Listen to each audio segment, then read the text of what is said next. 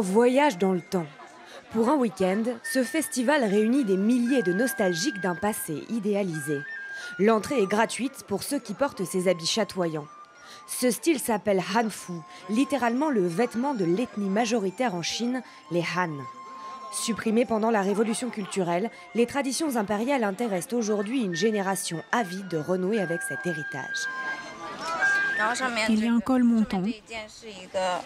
L'avant est bombé, avec de larges manches. Et cette jupe est typique de la dynastie Ming. À 24 ans, Li Tingfen possède une centaine de tuniques comme celle-ci. Pour cette passionnée, c'est bien plus qu'une mode. Je pense que c'est important pour les nouvelles générations. Avec la montée en puissance de la Chine et l'augmentation du niveau de vie, les Chinois vont faire plus attention à cette tradition. Je pense que la culture chinoise intéresse de plus en plus. Une fierté nationale devenue un marché lucratif. Cette année, le total des ventes de Hanfu devrait atteindre plus d'1 milliard d'euros. Les fans en trouvent pour tous les budgets, jusqu'au très haut de gamme.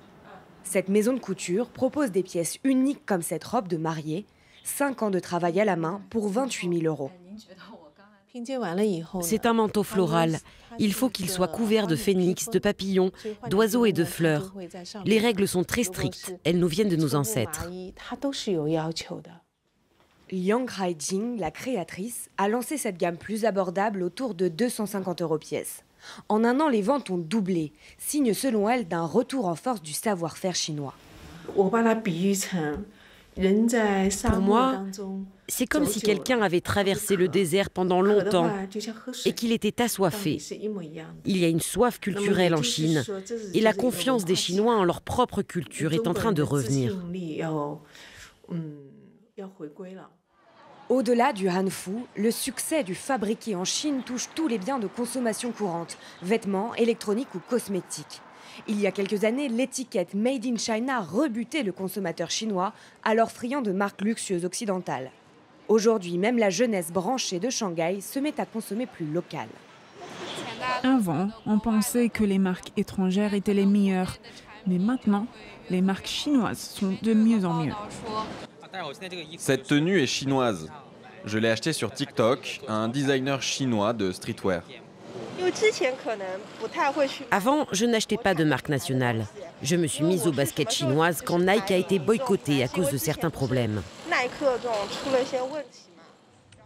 Le problème, c'est qu'après un communiqué contre les allégations de travail forcé ouïghour dans le Xinjiang, la célèbre marque à la virgule est boycottée en Chine. Et ce n'est pas la seule. Après des déclarations similaires, H&M a ainsi disparu des sites de commerce en ligne. Un boycott approuvé par Pékin. Les internautes chinois sont libres d'exprimer ce qu'ils pensent. Ils tiennent l'honneur et la dignité de leur pays en très haute estime. Il ne s'agit pas de nationalisme, mais simplement de patriotisme.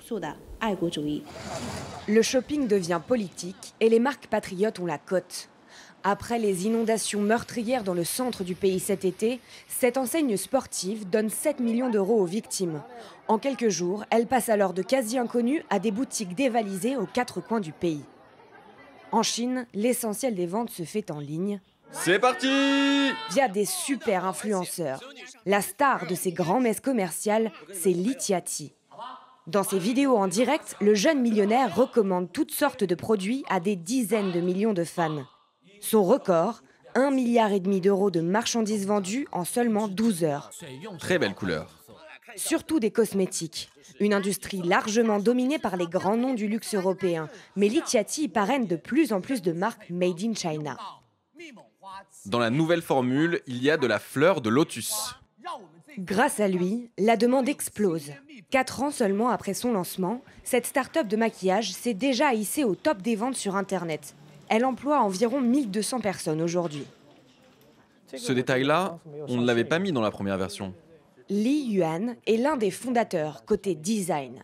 Il a imaginé la signature de la marque, ces objets sophistiqués, inspirés du passé. Cette porcelaine est emblématique de l'artisanat traditionnel chinois. On l'a aussi choisie parce que la porcelaine est instable, très difficile à travailler. On voulait trouver un moyen d'adapter la technique à notre production de masse. La recette plaît. Chiffre d'affaires l'année dernière, près de 500 millions d'euros. Je pense que c'est le mélange du côté jeune, populaire, mélangé à la culture traditionnelle. C'est ça qui fait que la jeune génération nous choisit.